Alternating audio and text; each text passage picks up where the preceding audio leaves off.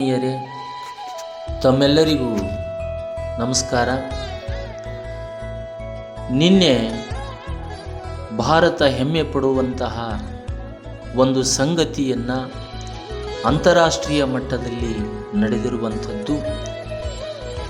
ಭಾರತ ರತ್ನ ಸಂವಿಧಾನ ಶಿಲ್ಪಿ ಡಾಕ್ಟರ್ ಬಾಬಾ ಸಾಹೇಬ್ ಅಂಬೇಡ್ಕರ್ ಅವರ ಪ್ರತಿಮೆಯನ್ನು ನಿನ್ನೆ ದಿವಸ ಪ್ಯಾರಿಸ್ನ ಯುನೆಸ್ಕೋ ಪ್ರಧಾನ ಕಚೇರಿಯಲ್ಲಿ ಅನಾವರಣಗೊಳಿಸಲಾಯಿತು. ಇದು ಡಾಕ್ಟರ್ ಬಾಬಾ ಸಾಹೇಬ್ ಅಂಬೇಡ್ಕರ್ ಅವರ ವ್ಯಕ್ತಿತ್ವ ಮತ್ತು ಅವರು ಸಂವಿಧಾನಕ್ಕೆ ಪಟ್ಟ ಶ್ರಮಕ್ಕೆ ಸಂದಿರತಕ್ಕಂತಹ ಅಂತಾರಾಷ್ಟ್ರೀಯ ಮಟ್ಟದ ಗೌರವವಾಗಿದೆ.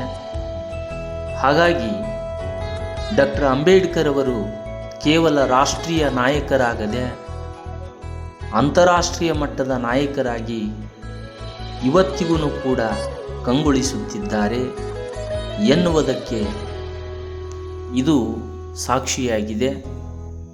ಈ ಪ್ಯಾರಿಸ್ನಲ್ಲಿ ಪ್ರತಿಮೆಯನ್ನು ಅನಾವರಣವನ್ನು ಮಾಡುವುದಕ್ಕಾಗಿ ಮಹಾರಾಷ್ಟ್ರ ಸರ್ಕಾರ ಈ ಪ್ರತಿಮೆಯನ್ನು ನಿರ್ಮಿಸಿ ಯುನೆಸ್ಕೋಗೆ ನೀಡಿದೆ.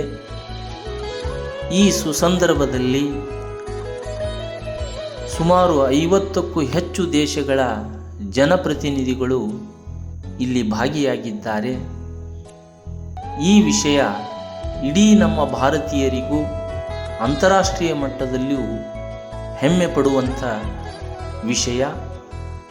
ನಮ್ಮ ದೇಶ, ನಮ್ಮ ಹೆಮ್ಮೆ, ನಮ್ಮ ಅಂಬೇಡ್ಕರ್, ನಮ್ಮ ಹೆಮ್ಮೆ. ಎಲ್ಲರಿಗೂ ನಮಸ್ಕಾರ.